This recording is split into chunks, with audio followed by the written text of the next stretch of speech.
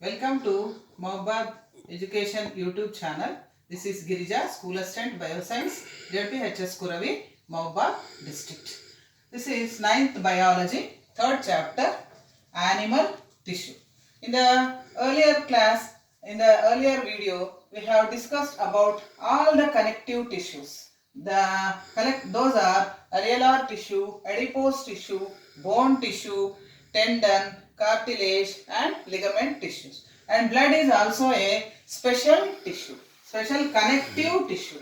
And how the blood connects the all our body parts, because blood flows through blood vessel. Red stream flows in the blood vessel is called as blood. This blood flows through the blood vessel throughout our body and connects all the body parts. So it is also, blood is also called a connective tissue.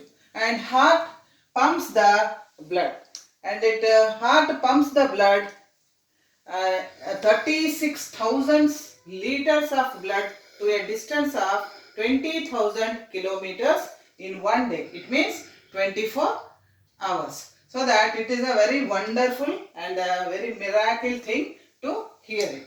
And now blood is red in color. And why the blood red in color? As in our lower classes, we know that blood has a red blood cells, and red blood cells consists of hemoglobin, a protein called hemoglobin in the blood, so that the blood is red in color. And do all the animals have the blood red? No, there are variations. For example, cockroach has white blood, and snail has blue color blood. So that there are variations about this color. And now we'll see the features of the blood. And every healthy human being has approximately 5 liters of blood, and that the blood contains of 55% of blood is contained by, mostly it is contained by the fluid called plasma, and plasma is also consist of mostly 75% of water, and water is a major component stored in the plasma. And in the blood there are 45% of cells also. There are different types of cells and they do different functions. 55% of plasma and 45% of cells, and we will learn the cells later. And now we will see about the plasma. Plasma consists of so many components like required material, nutrients, it means gases, nutrients, amino acids, glucose and salts, this much. And also wastage material, nitrogenous waste, urea, salts and uric acid, etc. So these all are of plasma contains of 55%, it is occupied in the blood. And now we will see about the 45% of blood is occupied by three major cells. They are called as RBC, red blood corpuscles. It is also called as erythrocytes. And in the matured vertebrate, in the matured mammal, there is no nucleus. Okay, and we will see about these red blood cells. There are three major cells in the blood: RBC, red blood cells; erythrocytes, white blood cells; leukocytes; and platelets. It is called as thrombocytes. And we will go through the red blood cell. As its name is red blood cell. Just now we have learned that red blood cell, it consists of hemoglobin, and there is iron in the hemoglobin, and hemoglobin it carries the gases from and to the heart. It transports the gases. It takes the oxygen and transport, and it gives the carbon dioxide. And we'll go through the features of red blood cells. In the 1 milliliter of blood, 1 drop of blood, there are more than 5 millions of red blood cells. And the red blood cells are not capable of dividing, so that their lifespan is 120 days. And mainly this red blood cell helps in transporting the gases. Just now I told that the red blood cell transports the oxygen and carbon dioxide from and to the body parts. And where does these red blood cells produce? The red blood cells, when we are in our mother's womb, before the birth, the red blood cells are produced in the liver and the spleen. And after our birth, the red blood cells are produced in the hollow portion, in the middle, in the center portion of the long bones. It is called as bone marrow. And the main feature and the main function of the red blood cells are, just now I told that, they transport the oxygen and carbon dioxide. And our second type of cells in the blood is called as white blood corpuscles or leukocytes. Leuco means there is no color. So there is no hemoglobin, so that it is a white in color.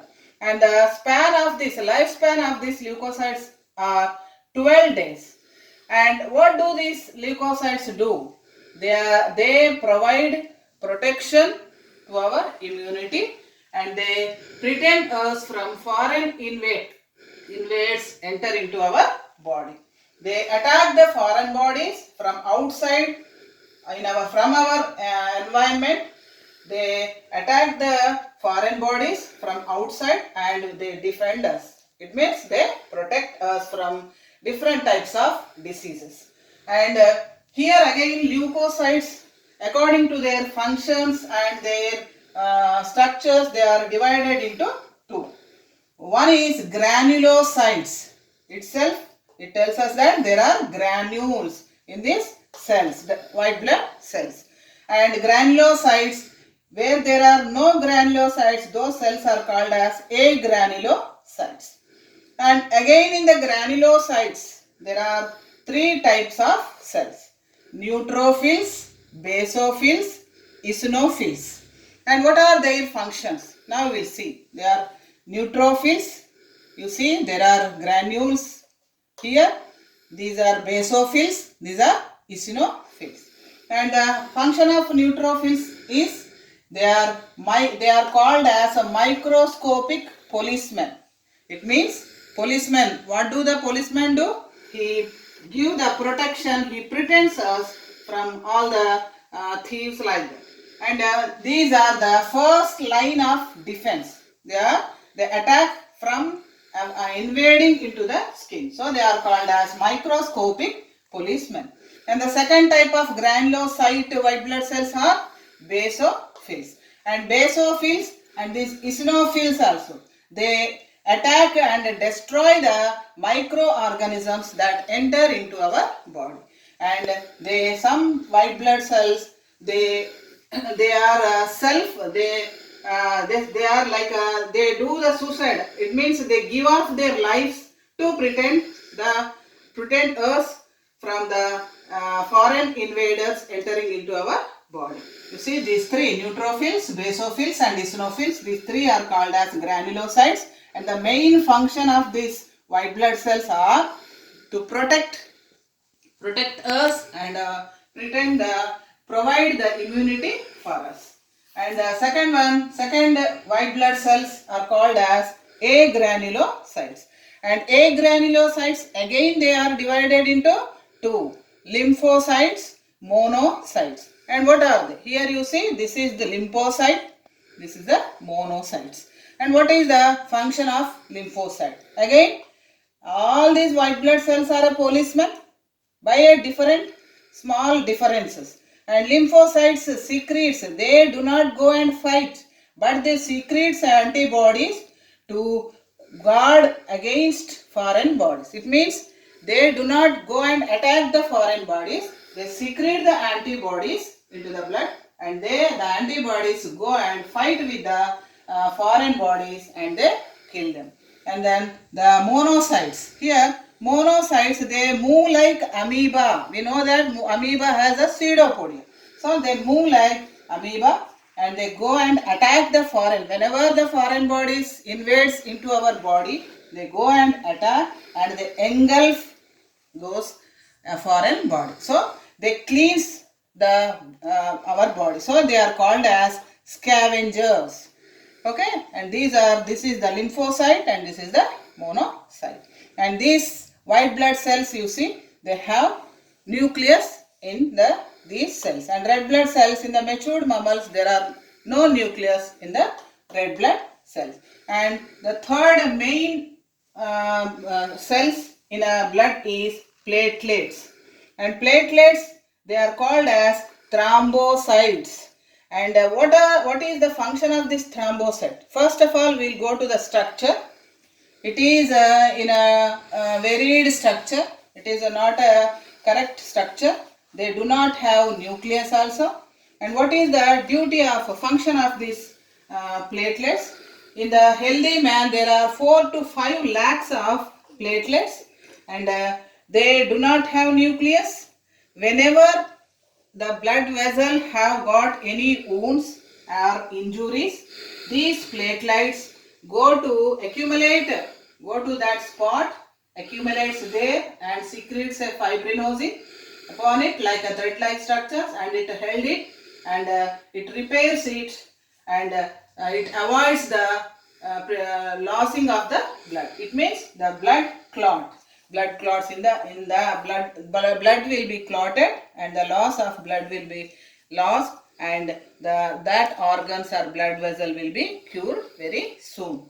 And so that platelets, what is the duty of platelet? Platelets help to clot the blood and avoid the blood loss. And these are the structures. They do not have definite structure. They always changes their structure. Okay, this is the complete structure of our blood.